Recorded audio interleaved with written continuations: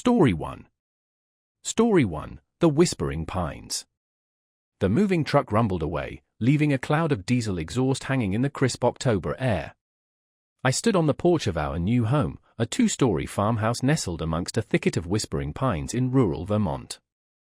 The silence that descended after the engine's roar felt oppressive, broken only by the rustling of the wind through the pines. It wasn't the comforting rustle of leaves I was used to, but a dry, rasping whisper that seemed to emanate from the woods themselves. "What do you think?" Mark asked, his voice echoing strangely in the stillness. "It's peaceful," I managed, though the word felt like a lie clinging to my tongue. The peace was unsettling, too vast, too absolute. The realtor, a nervous woman named Ms. Peterson, had been eager to be gone. She'd rushed through the handover, practically throwing the keys at us. Her parting words, "Good luck. You'll love it here," sounded forced and hollow. We spent the first few days unpacking, settling in. The house was old, built sometime in the late 1800s, but surprisingly well preserved. The wooden floors creaked underfoot, a constant soundtrack to our new life. At night, the house groaned and settled, the sounds amplified by the surrounding silence. I told myself it was normal, the sounds of an old house adjusting to the changing temperatures. But the woods were different. They seemed to press in on us, the whispering pines an ever-present audience. During the day, the sunlight struggled to penetrate the dense canopy, leaving the woods perpetually dim and shadowed. At night, they were an impenetrable wall of darkness. I avoided looking at them, but I could feel their presence, a constant weight on the periphery of my vision. One evening, while Mark was out fetching groceries, I heard a scratching at the back door. I froze, my heart pounding in my chest. The scratching continued, slow and deliberate, like fingernails on wood. I crept towards the door, peering through the peephole. Nothing. I slowly opened the door, bracing myself for I didn't know what. There was nothing there, just the whispering pines, their branches swaying rhythmically in the wind. I closed the door quickly, locking it twice, a shiver running down my spine. "Just the wind," I muttered to myself, but the words offered little comfort. The scratching became a regular occurrence, always when Mark was away. Sometimes it was at the back door, other times at the windows. Always slow, deliberate, unnerving. I started to feel like I was being watched, scrutinized. I'd catch glimpses of movement in the woods, shadows flitting between the trees, but whenever I looked directly, there was nothing there. Mark dismissed my concerns. "It's probably just animals," he'd say. "Raccoons, squirrels, nothing to worry about." But I couldn't shake the feeling that it was something more, something sinister. The whispering pines seemed to amplify my unease, their constant rustling like whispered warnings I couldn't quite decipher. One afternoon, while exploring the attic, I stumbled upon a small, wooden box tucked away in a corner. Inside, I found a collection of old photographs and letters. The letters, written in faded ink on yellowed paper, detailed the experiences of the previous owners, a family who had abruptly abandoned the house in the 1920s. They spoke of strange occurrences, unsettling sounds, the feeling of being watched. One letter, written by the wife, described a recurring nightmare about the woods, about something lurking within their shadows. The final letter ended abruptly, mid-sentence. I showed the letters to Mark. He read them with a frown, his usual nonchalance replaced by a flicker of unease. "Creepy," he admitted. "Maybe we should look into the history of this place." But we never got the chance. That night, the scratching returned, more insistent than ever. It was accompanied by a low, guttural growling that seemed to vibrate through the floorboards. Mark grabbed a baseball bat, his face pale. "Stay here," he whispered, heading towards the back door.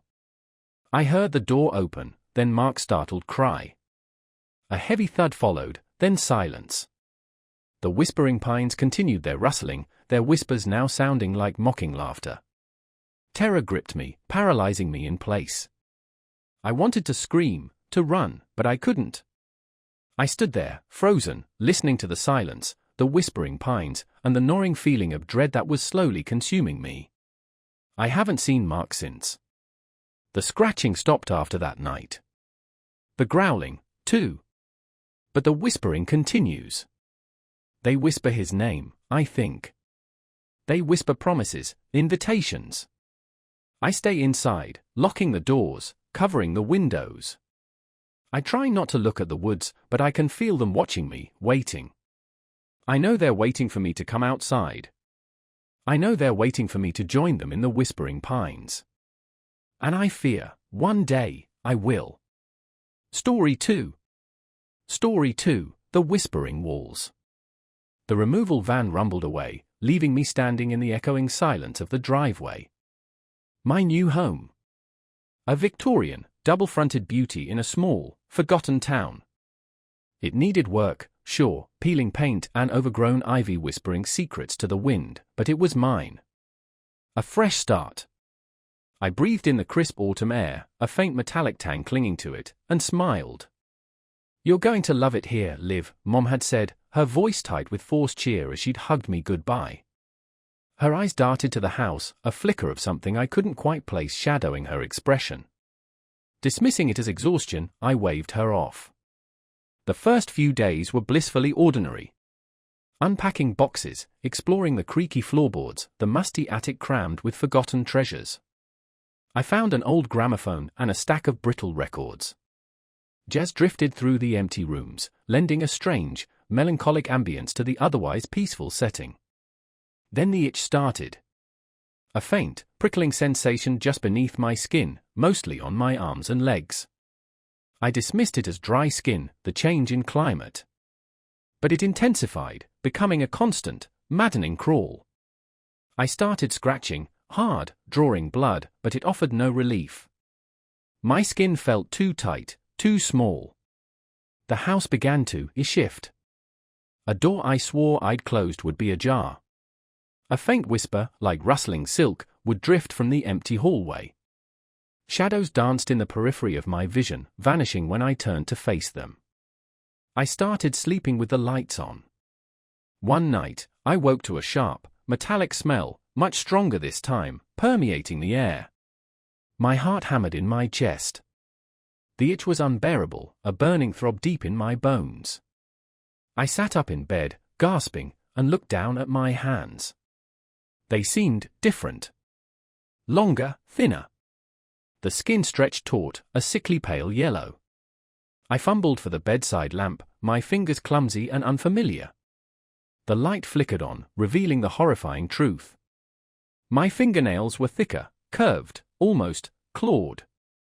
Terror clawed at my throat. I scrambled out of bed, the room spinning, and stumbled to the bathroom. I stared at my reflection, my breath catching in a strangled sob. My face, it wasn't mine. The skin was stretched, the bones beneath subtly reshaped. My eyes, once warm brown, were now a cold, unsettling gold, the pupils elongated, feline. I didn't scream. I couldn't. A strange, guttural sound escaped my lips, something animalistic and primal. The itch subsided, replaced by a chilling sense of rightness. This felt natural. The whispers grew louder, weaving themselves into coherent words, a language I didn't understand, yet somehow, I knew. They spoke of change, of belonging, of embracing the house. Days bled into nights. The transformation continued. My reflection became more and more alien, beautiful and terrifying in equal measure. The gramophone played constantly, the mournful jazz a soundtrack to my metamorphosis. I found myself drawn to the attic, to the dust-covered trunks and forgotten memories. I started wearing the old clothes I found there, Victorian gowns that felt strangely comfortable against my changing skin. I no longer craved human contact. The outside world seemed distant, irrelevant. The house was my world now. Its whispers were my companions. One evening, I heard a car pull up the driveway. Headlights swept across my bedroom window. Fear, a long-forgotten emotion, flickered within me. I hid in the shadows, watching as a figure emerged from the car. It was Mom. Relief washed over me. I started towards the door, the guttural sound rising in my throat, a greeting, a welcome. Then I stopped. She looked different. Her eyes held the same unsettling gold glow as mine. Her skin shimmered in the moonlight, an unnatural pallor. She smiled, a slow, predatory grin that revealed teeth sharper, longer than they should be. "Liv," she called, her voice a sibilant whisper. "Are you home?" The metallic smell hung heavy in the air. The house thrummed around me, alive, expectant. I looked down at my hands, at the claws glinting in the dim light, then back at my mother, her eyes burning with an alien hunger. The whispers intensified, urging me forward, promising belonging, completion. I took a step toward the door, then another. The gramophone music swelled, a crescendo of distorted notes. It returned, a burning need deep in my bones. My mouth opened, a silent scream forming on my lips, not of terror, but of anticipation. The front door creaked open, and I stepped into the light. My mother's smile widened, revealing the full extent of her transformation. "Welcome home," she whispered. The gramophone needle scratched across the warped record, the only sound in the otherwise silent house. The metallic smell lingered, a promise of things to come. Story 3. Story 3, The Whispering Walls. The removal van rumbled away, leaving twin trails of diesel fumes hanging in the crisp autumn air. I stood on the porch of our new home, a Victorian farmhouse nestled amidst rolling fields, feeling a strange mix of excitement and unease. The air smelled damp and earthy, a stark contrast to the city's metallic tang. "Well, what do you think?" My wife, Sarah, beamed, her eyes sparkling with optimism. I forced a smile. "It's something else." The house was beautiful, in a dilapidated, Gothic sort of way. Intricate carvings adorned the porch railings, and ivy climbed the aged brick walls like skeletal fingers. The windows, though large and inviting in the daytime, seemed to darken prematurely as the sun dipped behind the horizon. The first few days were consumed by the chaotic rhythm of unpacking and settling in. The house echoed with the sounds of hammering, laughter, and the crinkle of packing paper. Yet, beneath the veneer of normalcy, a subtle disquiet began to brew. It started with the whispers.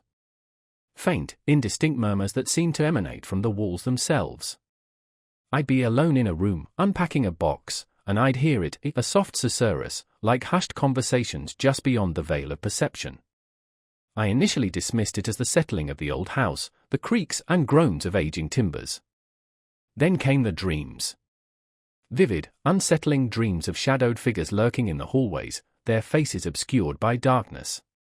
I'd wake up in a cold sweat, my heart pounding, the lingering sensation of being watched clinging to me like cobwebs. I mentioned the whispers to Sarah, trying to sound casual, unconcerned. She laughed it off, attributing it to my overactive imagination. "It's just the wind, honey," she said, squeezing my hand. "You're letting this old place get to you." But the wind couldn't explain the feeling of icy fingers brushing against my neck while I showered, nor the fleeting glimpses of movement in the periphery of my vision. The house felt alive. It breathed, it watched, it whispered. One evening, while Sarah was visiting her parents, I was alone in the study, sorting through old books. The whispers were louder than usual, almost intelligible. I strained to decipher the words, leaning closer to the wall, my ear pressed against the cold plaster. Suddenly, a book tumbled from a high shelf, narrowly missing my head. I jumped back, heart pounding in my chest. The whispers intensified, coalescing into a single, chilling word. "Leave." I bolted from the study, adrenaline coursing through my veins. I didn't stop running until I reached the front porch, gasping for breath, the crisp night air stinging my lungs. I scanned the surrounding fields, searching for any sign of intrusion, but there was nothing. Just the rustle of leaves in the wind and the distant hoot of an owl. I went back inside, armed with a fireplace poker, my senses on high alert. The house was silent now, eerily so. The whispers had ceased. I checked every room, every closet, every shadowy corner, but found nothing amiss. The next few days were punctuated by a growing sense of paranoia. I jumped at every creak, every rustle, every shadow. I started seeing things, faces in the floral wallpaper, figures lurking in the reflections of the windows. I felt like I was losing my mind. Sarah noticed the change in me. The dark circles under my eyes, the constant jumpiness, the way I kept staring at the walls. "Are you okay?" she asked, her voice laced with concern. "I don't know," I whispered, my voice trembling. "I think there's something wrong with this house." She tried to reassure me, but her words felt hollow, inadequate. I could see the doubt creeping into her eyes, the subtle shift in her demeanor. She was starting to believe me. One night, we were awakened by a loud crash from downstairs. We lay in bed, frozen with fear, listening intently. The silence stretched, thick and heavy. "I'll go check it out," I whispered, my voice barely audible. I crept downstairs, armed with a heavy lamp. The living room was bathed in moonlight, casting long, distorted shadows across the furniture. The source of the noise was immediately apparent. A large painting, a portrait of a stern-faced woman in a Victorian gown, lay shattered on the floor, its frame splintered. As I approached the painting, a chilling whisper echoed through the room. "She doesn't like you." I spun around, searching for the source of the voice, but the room was empty. The whispers grew louder, swirling around me like a vortex of fear. I felt a cold hand grip my shoulder, and I screamed, dropping the lamp. It shattered on the floor, plunging the room into darkness. Sarah rushed downstairs, her voice filled with panic. "What happened? What was that noise?" I couldn't speak. I could only point to the shattered painting, the whispers still echoing in my ears, the icy grip still lingering on my shoulder. We left the house that night, fleeing into the darkness, leaving all our possessions behind. We never went back. Sometimes, when the wind howls outside our apartment window, I hear the whispers again, faint and indistinct, reminding me of the house, of the chilling presence that lurked within its walls. And I wonder, what would have happened if we had stayed? What secrets did the house hold? Who was the woman in the painting? And most importantly, what or who was whispering?